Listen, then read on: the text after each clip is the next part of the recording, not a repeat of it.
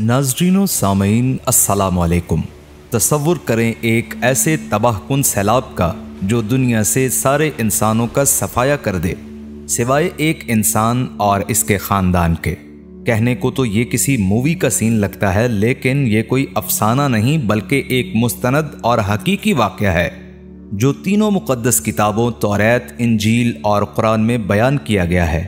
इनके अलावा बाकी मज़ाहिब आलम की रिवायतों में भी इस तबाहकुन सैलाब का जिक्र मिलता है। ये है इंसानी तारीख़ में बका का सबसे बड़ा किस्सा, जब नस्ल इंसानी का दोबारा से आगाज़ हुआ। ये किस्सा है ईमान, उम्मीद और निजात का। ये किस्सा है तूफ़ान नूह का।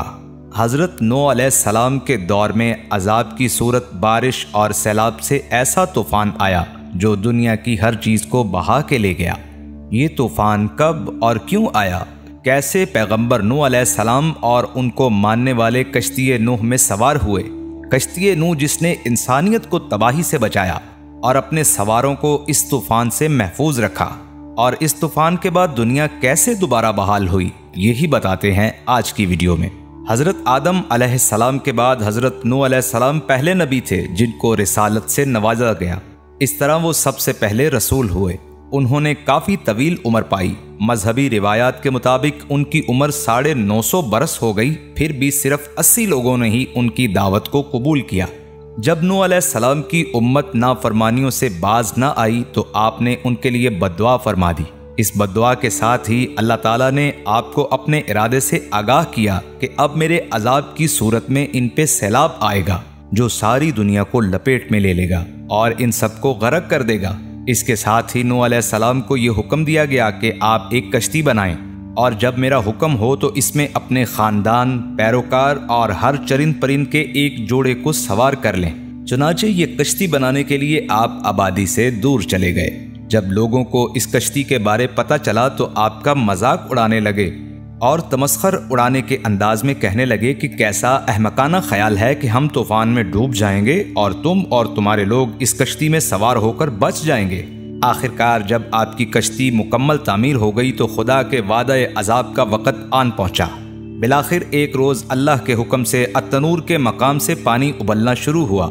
इस तूफान में ज़मीन मुसलसल पानी उगलती रही और आसमान मुसलसल बारिश बरसाता रहा।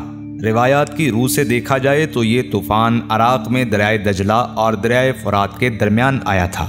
इस इलाके को बैनुन नहरैन कहा जाता है, लेकिन कुछ रिवायतों के मुताबिक ये तूफान सारी ज़मीन पे आया था।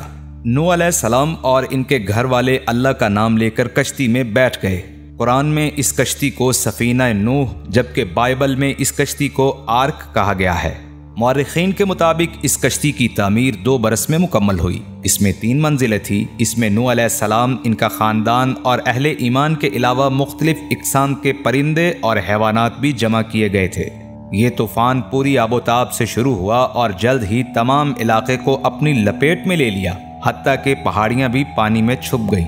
और इस तरह देखते ही देखते तमाम कौम डूब के तबाह हो गई सिवाय कश्ती वालों के। ये तूफान 40 दिन तक बराबर जारी रहा। कई माह तक कश्ती समुंदर में बहती रही और आखिर 7 माह बाद कोहे अरारत से जा लगी। कुरान मजीद में कोहे जोदी दर्ज है। मुफस्सिरीन के मुताबिक शाम में जोदी नाम का जजीरा वाक़या है जहाँ ये पहाड़ मौजूद हैं, लेकिन अक्सर उलमाए कराम ने कोहे जोदी को ही कोहे अरारत कहा है। इन डूबने वालों में नूह अलैहिस्सलाम का एक बेटा भी था। इन्होंने अल्लाह से इसकी सिफारिश करना चाही थी, लेकिन इनको रोक दिया गया। कश्ती में बचने वाले लोगों से ही दोबारा नस्ल इंसानी का आगाज हुआ। इसी वजह से ही हजरत नूह अलैहिस्सलाम को अबू अल बशर सानी कहा जाता है। इस तूफान की पेशगोई और कश्ती की तामीर के बारे कुरान पाक की सूरह हूद की आयत 36 और 37 के मुताबिक नूह अलैहिस्सलाम को हुक्म मिला और नूह की तरफ वही की गई कि तेरी कौम में से अब कोई ईमान नहीं लाएगा मगर वो जो ला चुका। फिर गम न कर इन कामों पर जो कर रहे हैं और हमारे रूबरू और हमारे हुक्म से कश्ती बना, और जालिमों के हक में मुझसे कोई बात न कर, बेशक वो गर्क किए जाएंगे। इसी तरह बाइबल की किताब पैदाइश में आता है, और खुदा ने नूह से कहा कि तमाम इंसानों का खात्मा मेरे सामने आ पहुंचा है, क्योंकि उनके सबब से ज़मीन जुल्म से भर गई। सो देख, मैं ज़मीन समेत इनको हलाक करूँगा। इसी के साथ इसके आगे किताब पैदाइश में ही कश्ती की पैमाइश का भी बताया गया है और साथ ही ये भी कि कश्ती में किस जानदार को किस तरह रखना है। गौरतलब बात यह है कि आसमानी मज़ाहिब के अलावा बाकी मज़ाहिब आलम की रिवायतों में भी दुनिया में बहुत पहले एक ज़बरदस्त तूफ़ान के आने का बताया गया है। कदीम मिस्रियों के मुताबिक एक अजीम तूफान आया था। इसमें सिर्फ एक कश्ती ही पानी पे तैर रही थी। इस कश्ती का नाम गुल था, जो लकड़ी का एक बहुत बड़ा तैरता हुआ मकान था। इसी तरह आर्या और हिंदी रिवायात में देव कल्याण और इसके खानदान के सिवा तमाम लोग तबाह हो गए। एक संदूक इनकी हिफाजत के लिए मुहैया किया गया था और वो जिस वक़्त इसमें दाखिल हो रहे थे तो तमाम जानवर चरिंद परिंद भागते हुए आए और इसमें दाखिल हो गए और जब तूफान थम गया तो कश्ती पारनासिस की चोटी से जा लगी। महाभारत में भी तूफान के हीरो ऋषि मनु का जिक्र है। एक मछली ने इसे तूफान से आगाही दी और कश्ती बनाने को कहा। तूफान के बाद कश्ती इमारत की चोटी से जा लगी। तब मनु को पता चला कि मछली के रूप में ब्रह्मा इससे मुखातिब था। ईरानी रवायात में भी एक तूफान और एक बड़े जहाज का जिक्र है। हरमीस को जियोस देवता ने खौफनाक बारिश की इत्तला दी। तब जियोस ने अपने एक बूढ़े शख्स को शाहबलूत की लकड़ी से एक जहाज तैयार करने और इसमें वाफर मिकदार में अशिया खुर्दनी जमा करने का हुक्म दिया। जब इस मर्द ज़ईफ ने और इसकी बीवी पैरो ने जहाज में दाखिल होकर दरवाज़ा बंद कर लिया तो जियोस ने तूफान बर्पा कर दिया। 40 रात मी बरसा, आखिर कश्ती परनाक की चोटियों से आ लग गई। इन तमाम रिवायात के मुताबिक दुनिया में बहुत पहले एक बड़े तूफान का जिक्र मिलता है और मुश्तरका बात यह है कि सब में ही कोई कश्ती इस्तेमाल की गई थी। ये तूफान नूह ही था और ये कश्ती आर्क थी। इसके आकर रुकने का ज़्यादा मुनासिब महल वक़ू कोहे अरारात है, क्योंकि सिलसिला कोहे अरारात के मशरिक की तरफ वाक़या पहाड़ों से साफ पता चलता है कि किसी वक़्त ये इलाका पानी के नीचे डूबा हुआ था। आज भी लोग कोशिश कर रहे हैं कि किसी तरह से कोहे अरारात पर चढ़कर कश्ती नूह का पता चलाया जाए।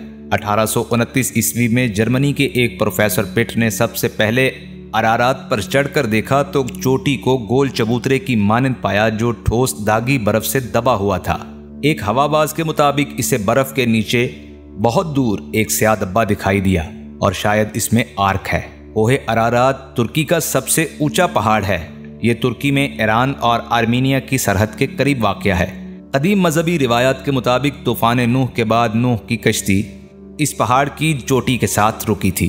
अरारात का नाम सबसे पहले बाइबल में मिलता है। इसके मुतालिक कहा जाता है कि तूफान नूह की कश्ती आर्क इसी पहाड़ की बड़ी चोटी पर आकर ठहरी थी। बाइबल में लिखा है कि 7वें महीने की 17वीं तारीख को अरारात की पहाड़ियों पर रुक गई थी। तारीखदान इसे कोहे जूदी और जबलुल हारिस भी कहते हैं।